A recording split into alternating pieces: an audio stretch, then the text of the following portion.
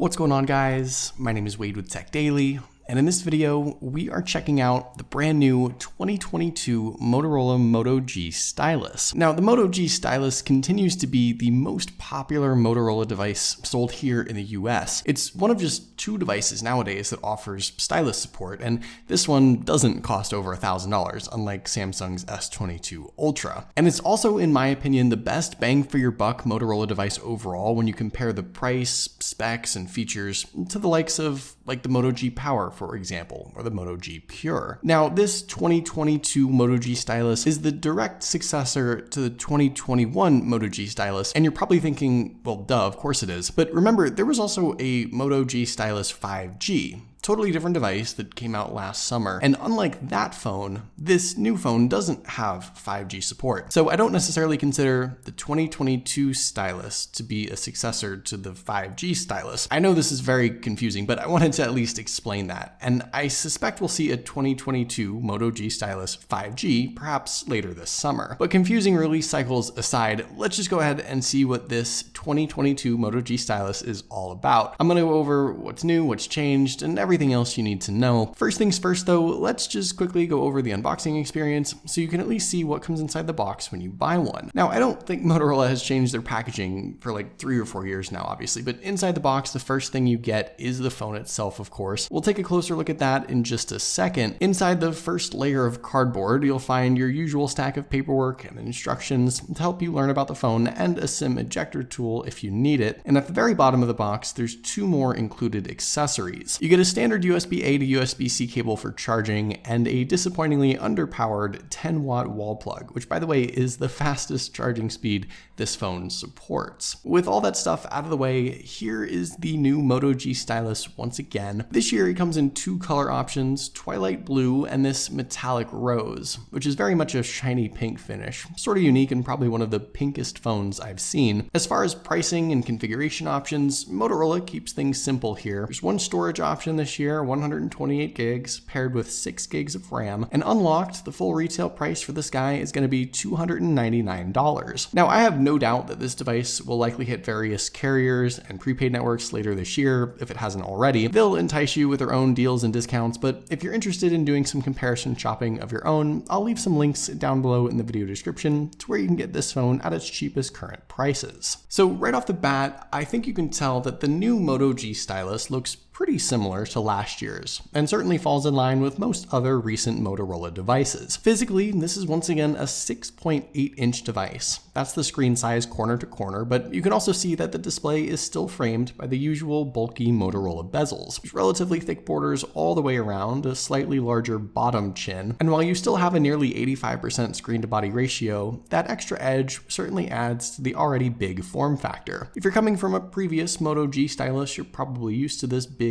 tall design, but keep in mind that one-handed use might be a little tough for some people. Around back, the shiny metallic rose back cover seems to be all plastic, but the fit and finish honestly does look nicer, and I'm glad Motorola dropped the cheaper glossy look for something somewhat more premium. The edges and sides of the device feel like a thick metal or aluminum, and in the hand, there's plenty of weight to give the phone a good feel. The curved, tapered sides slope down just enough to keep the edges thin, but all in all, while the color is new and the Motorola logo changed spots, there really isn't any other major design or material upgrade. It's all the familiar Motorola fit and finish. Also, while you don't get an official IP rating, this phone does appear to have the same water repellent distinction as before. Taking a look around at everything else, on the left side you've got your dual SIM and SD card slot for expandable storage, which is great to see. On the right, the usual volume buttons and power button, which does double as your fingerprint reader. Now, this setup is generally pretty good. My only complaint out of the box is just that the phone seems a little slow to sort of wake up. It recognizes my fingerprint rather quickly with a vibration and unlocks with no issues. It's accurate, it's placed well, it just seems like there's a longer delay than usual in getting to the home screen. Towards the bottom, the headphone jack is there alongside the USB-C port for charging, single speaker setup, and of course, the whole point of the phone, the included stylus, which I'll talk more about in just a second. Up front, center hole punch selfie camera now below the standalone earpiece, and around back, a new 50 megapixel triple lens camera setup. So let's talk more about that stylus. And if you were maybe hoping for some upgrades or some feature add-ons here, unfortunately not much has changed. The stylus itself is once again located at the bottom of the phone off to the right. It has a spring-loaded top that allows you to pop it in and out with ease. And of course, when you do that, the phone will prompt you with a handful of stylus-specific apps and shortcuts that are unique to this device. The stylus itself hasn't changed much. It's still just a simple metal pointer tool. It's not connected to the phone in any way. It's not a smart Bluetooth accessory. There's no buttons or anything like that. It's no more advanced than a toothpick, but its smooth, rounded build and all metal construction at least make it feel somewhat nice and sturdy. The tip is still a squishy, rubbery material. It's not particularly pointy or precise, but all in all, it's there. It's made for this phone. And at the end of the day, like I said, this is essentially the only affordable stylus-paired smartphone on the market now. So if you want that, this is what you get. On the software side of things, the stylus-specific apps and shortcuts that Motorola offers also haven't changed either. In fact, all the apps and things are the same as before, as far as I can tell. You get Motorola's own Notes app that you can use to make lists, draw pictures, whatever you want really, and this is pretty straightforward. There's the screenshot capture shortcut, coloring book, which seems to have all the same default pictures as last year, shortcut to keep notes, the camera app, and you can still swap out whatever apps you want in that shortcut menu, whether they're stylus apps or anything else. And that's nice. You can also install any other stylus supported Android apps that you can think of that you want to use yourself. So on the one hand, the stylus support is somewhat versatile, but like I said, unfortunately, Motorola just doesn't appear to have added anything or made any changes, both on the software side or with the stylus hardware. So that's a little disappointing. And when it comes to actually using the stylus, drawing, writing, and tapping and touching with it, well, that's all pretty much the same too. You can still use the stylus as you would your finger to just navigate through the phone, and I know a lot of people like to use it this way. You can touch and swipe in all the same ways you would your pointer finger or thumb, and for some folks this is easier and more precise, so I can see the appeal. You can also, of course, draw and write with the stylus. You can make notes or lists, color, create some pictures, but you are still going to have that same sort of delay or lag when writing that you'll absolutely have to get used to. And while you can kind of differentiate, say, thick and thin lines, it's not a pressure sensitivity thing, it's just the size of the tip. And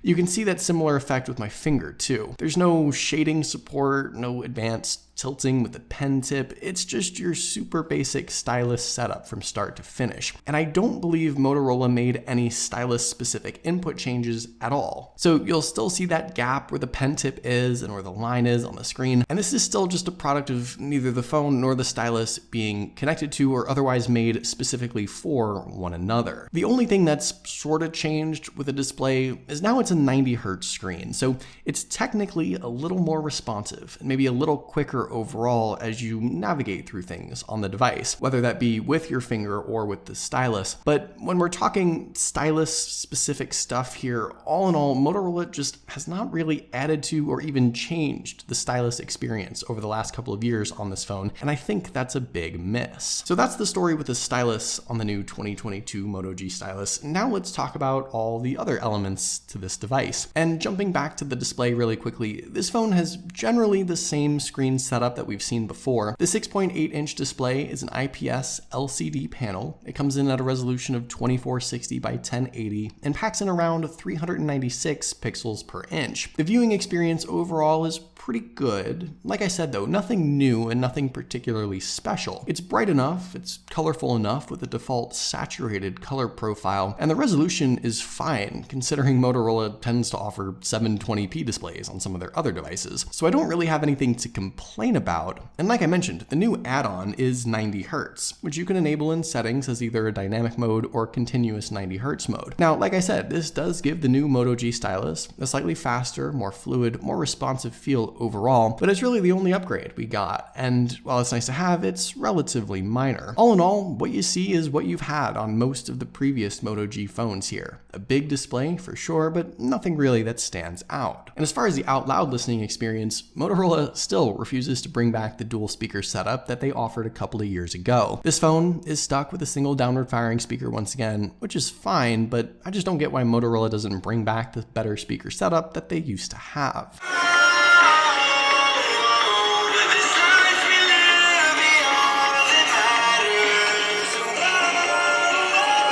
So when it comes to the specs and performance and software experience, this is sort of a mixed bag on the new Moto G Stylus. On the one hand, getting 128 gigs of built-in storage, SD card support, and 6 gigs of RAM is all a great start. But this phone is now powered by the MediaTek Helio G88 processor. Previous Moto G Styluses were Snapdragon phones. It's a nearly 2-year-old chipset. And on top of that, this new 2022 device still ships with Android 11 and a security update from December of last year. Now, out of the box, this phone feels better than some of the cheaper Moto devices, which isn't saying much, but if performance is what you want and Motorola is your brand, this is the device, at least in the US, that you need to be at. The downside is just that I feel like people will be pushing this phone harder than the lower end Moto devices. They'll be multitasking, they'll be gaming, they'll be using this phone for work. And year after year, Motorola just seems to be putting less and less emphasis on the internal specs and processing power. Pair that with just outdated software, incredibly slow updates, and maybe 1 year of support, and I think that's what holds this device back from being a solid multi-year investment. I'm critical of this device more so than some other Moto phones simply because I can see the potential with the Moto G Stylus, and I can see the popularity and fanfare, but Motorola just isn't catering towards that audience, and sooner or later it's going to catch up to Motorola if they don't start delivering genuine performance upgrades and decent support. And I can sort of say the same thing with the battery and charging setup too. Motorola does a great job cramming a big battery into this phone.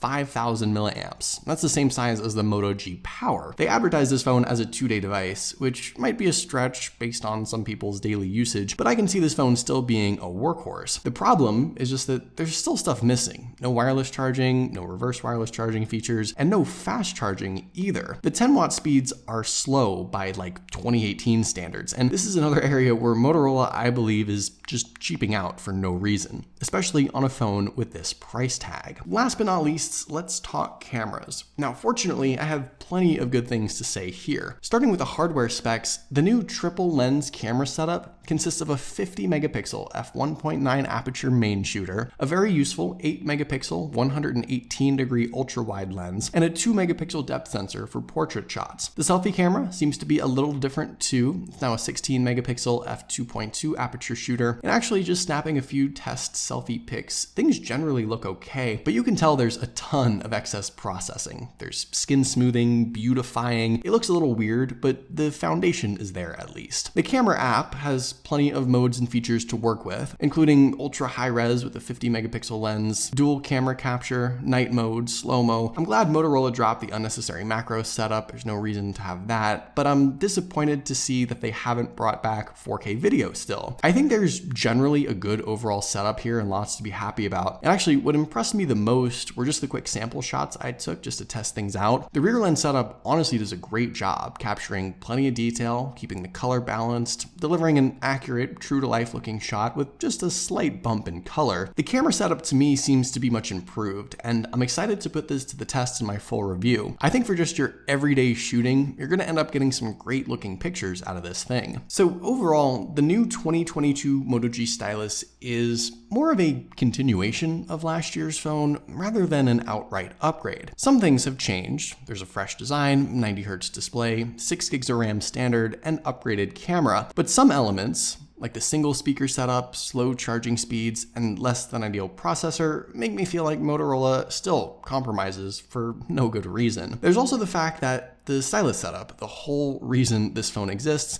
hasn't changed either. And that's most disappointing to me. But I still think this is the Moto phone to buy if you're in the US, and I suspect it'll be just as popular this year once again. But what do you guys think? Is the new Moto G Stylus the phone for you? Let me know in the comments down below. I'd love to know your thoughts, of course. Hopefully you guys did enjoy this video though. Be sure to follow TechDaily on Twitter and subscribe to the TechDaily YouTube channel if you haven't already, and I'll see you guys later.